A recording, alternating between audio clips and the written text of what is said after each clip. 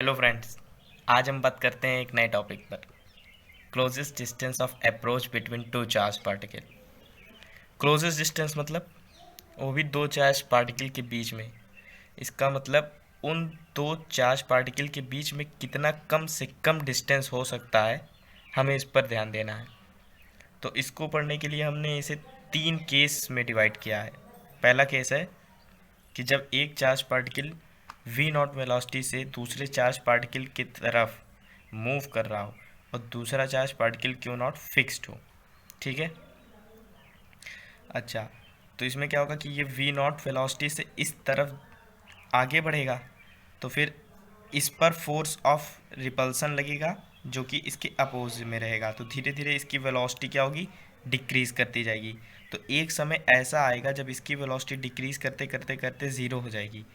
तो वो समय होगा ऐसा कि जब इन दोनों चार्ज पार्टिकल के बीच में मिनिमम डिस्टेंस होगी। ठीक है, जब पहले वाले चार्ज का वेलोसिटी जीरो हो जाएगा, क्योंकि उसके बाद से वो क्या करेगा, रिपल्सन के कारण बैकवर्ड मूव करने लगेगा। तो फिर उसकी डिस्टेंस दूसरे वाले चार्ज पार्टिकल से बढ़ने लगेगी। तो हम इसको किस मोमेंट पे एनालाइज करेंगे, जब इसकी वेलोसिटी जीरो हो जाएगी उसी समय हम मान लेंगे कि उन दोनों चार्ज पार्टिकल के बीच में जो डिस्टेंस है वो आर नॉट है। ठीक है। तो उस मोमेंट पे हम लोग क्या करेंगे, उसको मतलब उस आर नॉट डिस्टेंस को निकालने के लिए एनर्जी कंजर्व कराएंगे, इनिशियल एनर्जी और फाइनल एनर्जी। ठीक है।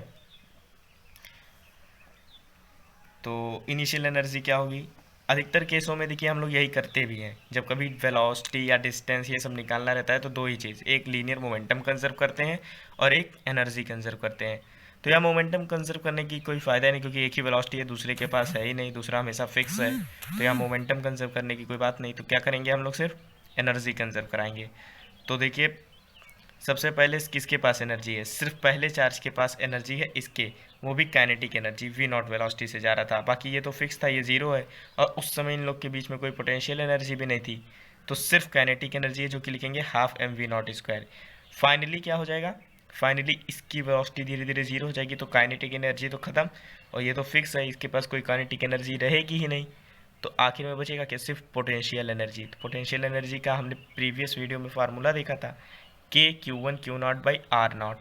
तो ये दोनों बराबर हो गए, और इस इक्वेशन को सॉल्व करके हमने आर नॉट की वैल्यू निकाली 2k Q1 Q0 upon m v naught square. ठीक है। तो ये पहला केस हुआ जब एक चार्ज वी नॉट वेलोसिटी से मूव कर रहा था और दूसरा फिक्स था।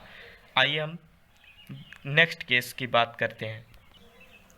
केस सेकंड में हमें देखना है कि एक वेलोसिटी, मतलब एक चार्ज v नॉट वेलोसिटी से ही मूव कर रहा है, उसके पास m2 मास है, और दूसरा चार्ज इस केस में रेस्ट में है, ना कि फिक्स। ध्यान दीजिएगा, रेस्ट में और फिक्स में फ़र्क है।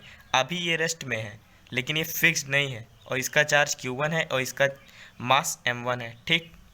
तो इस केस में वो मोमेंट कब आएगा, जब इन दोनों चार्ज के बीच में मिनिमम डिस्टेंस होगा, मतलब वो क्लोज होंगे एक दूसरे के।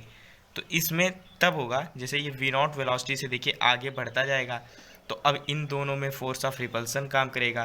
तो इस चार्ज के ऊपर, इस वाले चार्ज के ऊपर जो फोर्स ऑफ रिपल्सन होगा वो उसके अपोजिट में लेफ्ट डायरेक्शन में लगेगा, और इस चार्ज के ऊपर जो कि रेस्ट में था, अब इस पे फोर्स लगने लगा तो ये भी मूव करने लगेगा, ये आगे बढ़ने लगेगा। तो इसकी वेलोसिटी देखिए धीरे धीरे बढ़ेगी, और इस पे अगर अपोजिट में फोर्स लगेगा तो इसकी वेलोसिटी धीरे धीरे घटेगी। तो एक समय ऐसा आएगा कि इसकी वेलोसिटी घटेगी, इसकी वेलोसिटी बढ़ेगी, और एक समय ऐसा आएगा कि दोनों की वेलोसिटी बराबर हो जाएगी। ठीक।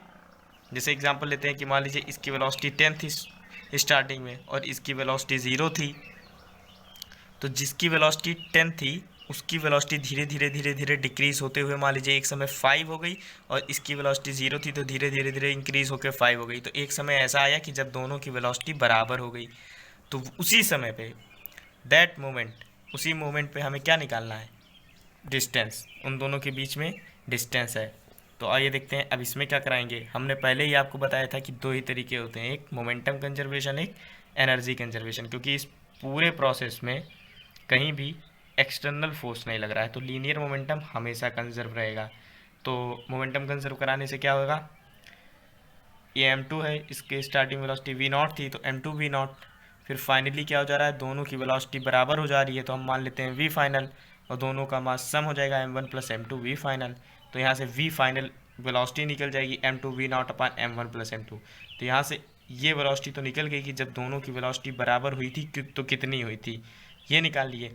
अब एनर्जी कंजर्वेशन से हम ये निकाल लेंगे इक्वेशन सॉल्व करके कि ये डिस्टेंस आर नॉट क्या है।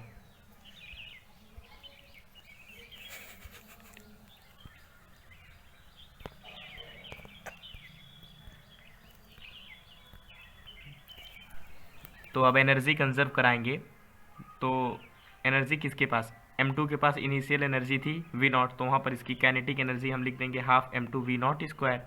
और फिर फाइनली दोनों के पास एक v फाइनल वेलोसिटी हो जा रही है, तो उसकी इक्वेशन लिखेंगे half m1 plus m2 into v final square. और अब उनके बीच में एक आर नॉट डिस्टेंस है, वो दोनों चार्ज Q1 Q2 है, तो उनके बीच में एक पोटेंशियल एनर्जी भी लगेगी, तो वो भी लिखेंगे हम k Q1 Q2 by r not. ठीक है, और इसमें क्या करेंगे, जो मोमेंटम कंजर्वेशन से हमने वी फाइनल की वेलोसिटी निकाली है उसको पुट कर देंगे इसमें, और इस इक्वेशन को हम सॉल्व कर देंगे। और इस इक्वेशन को सॉल्व करने के बाद वैल्यू निकाल लेंगे आर नॉट की 2k Q1 Q2 m1 plus m2 upon m1 m2 v naught square. ठीक, तो यहाँ से आर नॉट की वैल्यू निकल जाएगी। तो ये हमारा केस सेकेंड था। तो अब केस थर्ड देखें। केस थर्ड में क्या है, अभी तक जो हमने दोनों केस देखा उसमें Q1 और Q2 सेम लाइन में थे, लेकिन केस थर्ड में क्या है कि मान लीजिए Q2 उस सेम लाइन में ना हो, किसी डिस्टेंस से ऊपर या नीचे हो, तब कैसे करेंगे। तो Q2 यहाँ पर Q1 फिक्स है और Q2 v नॉट वेलोसिटी से मूव कर रहा है, m मास है उसके पास। ठीक है, तो अब देखिए धीरे धीरे जब ये आगे बढ़ेगा तो इन दोनों के बीच में एक फोर्स ऑफ रिपल्सन लगेगा, तो ये धीरे धीरे धीरे ऊपर उठेगा। तो आखिर वो मोमेंट कब आएगा, जब इनके बीच में क्लोजेस्ट डिस्टेंस होगा। तो वो तब आएगा जब ये जो Q2 है इसकी जो वेलोसिटी है वो Q1 और Q2 को जो लाइन मीट करती है, मतलब इन दोनों चार्ज को जब हम मीट करेंगे तो इनका जो लाइन ऑफ एक्शन है उसके परपेंडिकुलर जब इसकी वेलोसिटी हो जाएगी, तब वो मोमेंट आएगा जब इनके बीच में क्लोजेस्ट डिस्टेंस हो। ठीक, तो मान लेते हैं वो आर नॉट है। तो फिर से अब देखिए जब कुछ डिस्टेंस ऊपर है तो यहाँ पर हम लीनियर मोमेंटम नहीं एंगुलर मोमेंटम कंजर्व कराएंगे। यहाँ पर एंगुलर मोमेंटम की कॉन्सेप्ट आएगा। तो एंगुलर मोमेंटम कंजर्व कराने पे क्या होगा, ये वी नॉट वेलोसिटी थी तो m v naught d equals to m v r naught, ये वी थी आर नॉट, तो यहाँ से हम वी वेलोसिटी निकाल लेंगे। तो वी कितना आ जाएगा, v naught d upon r naught. और फिर हमारा सेकेंड काम क्या होता है, एनर्जी कंजर्वेशन। तो हम एनर्जी को कंजर्व करा के आर नॉट की वैल्यू निकालेंगे। तो एनर्जी कंजर्व कराते हैं, तो यहाँ भी पहले वेलोसिटी सिर्फ Q2 चार्ज के पास थी वी नॉट, तो वहाँ पर एक ही काइनेटिक एनर्जी थी half m v naught square. और बाद में उसकी वेलोसिटी v हो जा रही है जो कि परपेंडिकुलर थी उनके लाइन ऑफ एक्शन के, हाफ एम वी स्क्वायर। और अब इनके बीच में आर नॉट डिस्टेंस है तो उसमें पोटेंशियल एनर्जी भी है k Q1 Q2 अपान आर नॉट। और जो एंगुलर मोमेंटम कंजर्व कराने के बाद हमने v वेलोसिटी निकाली थी v naught d upon r naught, इसको यहाँ पर पुट कर देंगे और इस इक्वेशन को सॉल्व करेंगे, तो यहाँ से आर नॉट की वैल्यू निकल जाएगी, जो कि आपके लिए ऐसा होमवर्क है। आर नॉट आप इसको निकाल लीजिएगा। ठीक है, तो यही तीन केस थे, आप इसको एनालाइज कर सकते हैं।